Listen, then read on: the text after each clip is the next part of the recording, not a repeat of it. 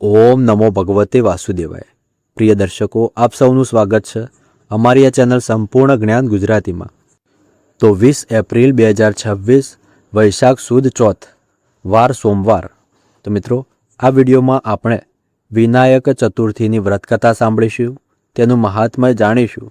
તેથી અંત સુધી અમારી સાથે જોડાયેલા રહેજો।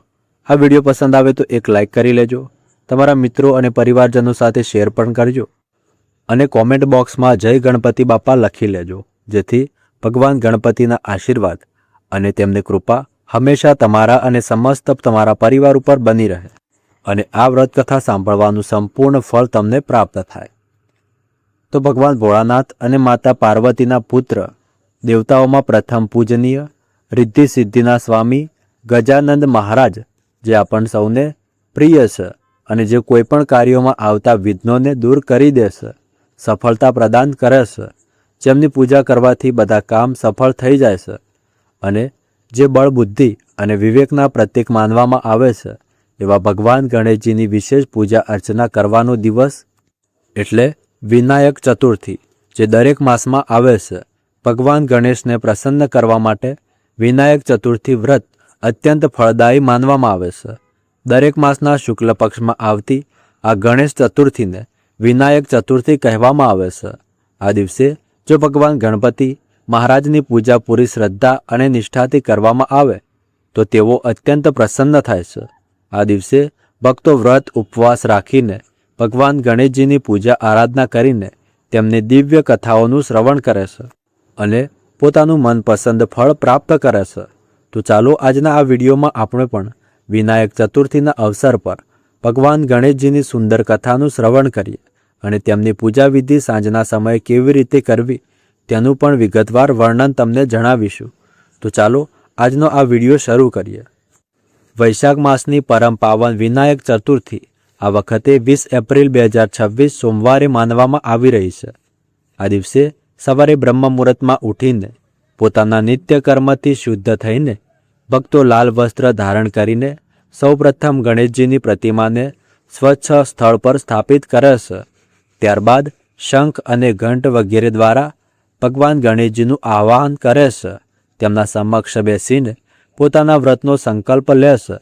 જેમના પાસે ગણેશજીની મૂર્તિ છે તેઓ તેમનું ગંગાજળથી અભિષેક અથવા સ્નાન કરાવે છે, ચંદન, કુમકુમ અને ફૂલોથી ગણેશજીનું શણગાર કરે છે અને તેમના સમક્ષ ધૂપ અને દીવો પ્રગટાવીને તેમને અર્ઘ્ય અર્પણ કરે છે। ત્યારબાદ ગણેશજીની આરતી કરવામાં આવે છે, તેમના સ્ત્રોતનો પાઠ કરવામાં આવે છે અને ત્યારબાદ તેમને પ્રિય લાડુ અથવા મોદકનો ભોગ લગાવવામાં આવે છે। આ રીતે ભક્તો સમગ્ર દિવસ ઉપવાસ કરે છે અને સાંજના સમયે પણ વિશેષ રૂપે તેમની પૂજા આરાધના કરે છે।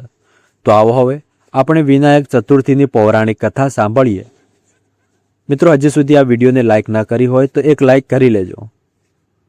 એક દિવસ ભગવાન શિવ અને માતા પાર્વતી નર્મદા નદીના કિનારે બેઠા હતા અને ત્યારે માતા પાર્વતીએ સમય પસાર કરવા માટે ભગવાન શિવજીને ચોપટ રમવા માટે કહ્યું અને શિવજી પણ તૈયાર થઈ ગયા।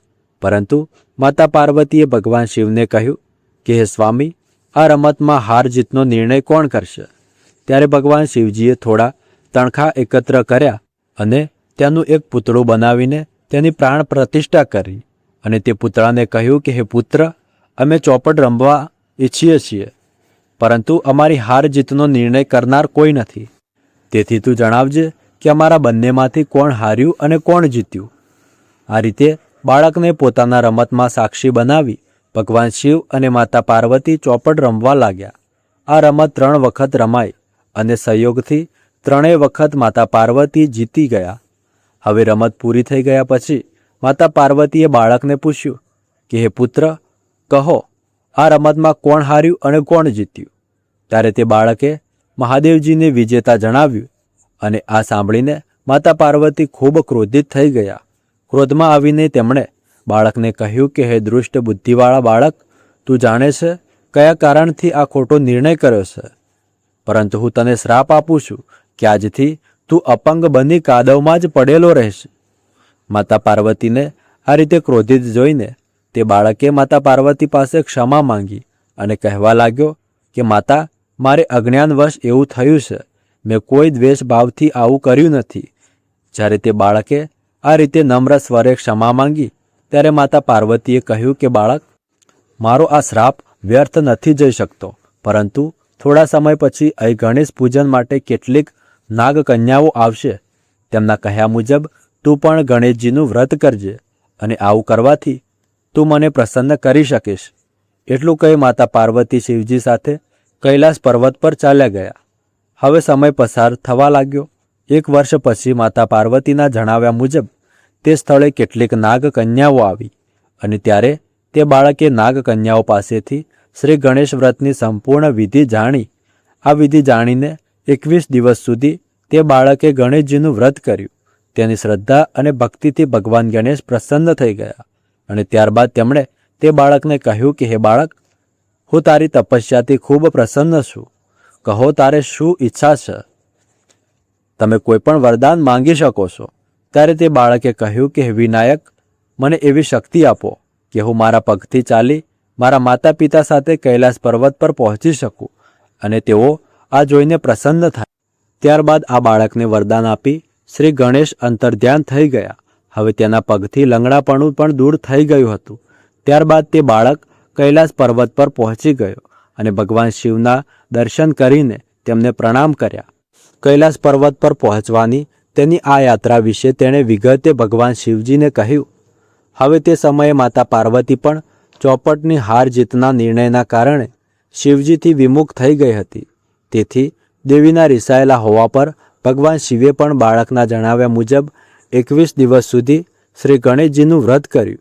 આ વ્રતના પ્રભાવથી માતા પાર્વતીના મનમાંથી ભગવાન શિવ માટે જે નારાજગી હતી તે દૂર થઈ ગઈ અને ફરીથી માતા પાર્વતી શિવજી સાથે કૈલાસ પર પ્રેમથી રહેવા લાગી. માતા પાર્વતીએ પૂછતા ભગવાન શિવે આ વ્રતની વિધિ માતા પાર્વતીને કહી અને આ સાંભળીને માતા પાર્વતીના મનમાં પણ પોતાના પુત્ર કાર્તિકેયને મળવાની ઈચ્છા જાગી. ત્યારે માતા પાર્વતીએ પણ 21 દિવસ સુધી શ્રી ગણેશજીનું આ વ્રત કર્યું. દુર્વા, ફૂલ અને લાડુથી ગણેશજીનું પૂજન કર્યું અને વ્રતના 21મા દિવસે જ કાર્તિકેય પોતે માતા પાર્વતીને મળવા આવ્યા અને તે દિવસથી આ શ્રી ગણેશ ચતુર્થીનું વ્રત તમામ મનો ઈચ્છાઓ પૂર્ણ કરનાર વ્રત માનવામાં આવે છે. આ વ્રત કરવાથી કહેવામાં આવે છે કે મનુષ્યના બધા દુઃખ દૂર થઈ જાય છે અને તે બધા સુખ સુવિધા અને ઐશ્વર્ય મેળવી શકે છે. આ વિનાયક ચતુર્થીનું વ્રત કરતા મનુષ્યએ સવારે બ્રહ્મ મુહૂર્તમાં ઉઠવું જોઈએ. પછી ગણેશજીની કોઈ પણ ધાતુ અથવા માટીની મૂર્તિની સ્થાપના કરવી જોઈએ. તેમની પૂજા કરવી જોઈએ. ત્યારબાદ તેમને ફળ અને ઘીના લાડુ અથવા મોદકના ભોગ લગાવવો જોઈએ. જો કોઈ વ્યક્તિ લાડુ અથવા મોદકનો ભોગ ન લગાવી શકે તો તે ગોળનો પણ ભોગ લગાવી શકે છે. ત્યારબાદ તેમની આરતી અને સ્તુતિ કરવી જોઈએ. સાંજના સમયે પણ આ જ રીતે ગણેશજીની પૂજા અર્ચના કરવી જોઈએ અને જ્યારે રાત્રે ચંદ્રોદય થાય ત્યારે ત્યારબાદ આ વ્રતનું પારણ કરવું જોઈએ અને પારણ માટે ભગવાન ગણેશજીને જે ભોગ લગાવ્યો હતો તે જ પ્રસાદ તરીકે ગ્રહણ કરીને પોતાનું વ્રત પૂર્ણ કરી શકાય છે. સાંજના સમયે પૂજા કરતી વખતે પણ આ કથાનું શ્રવણ કરવું જોઈએ. તો મિત્રો, આ હતી આજની અમારી વિનાયક ચતુર્થી વ્રતની કથા અને તેની વિધિ. અમને આશા છે કે આ કથા તમને સારી લાગી હશે અને જો એવું છે તો આ વિડીયોને લાઈક જરૂર કરજો અને તમારા મિત્રો અને પરિવારના લોકો સાથે પણ શેર કરતા રહેજો. આવી જ પવિત્ર કથાઓને સતત સાંભળતા રહેવા માટે તમારી પોતાની ચેનલ સંપૂર્ણ જ્ઞાન ગુજરાતીને સબસ્ક્રાઈબ કરી લેજો. નોટિફિકેશન ચાલુ રાખો જેથી આગળના વ્રત અને પર્વની માહિતી પણ તમને સમયસર મળતી રહે. તો આજના વિડીયોમાં આટલું જ. મળીએ આગળના વિડીયોમાં. ત્યાર સુધી ધન્યવાદ.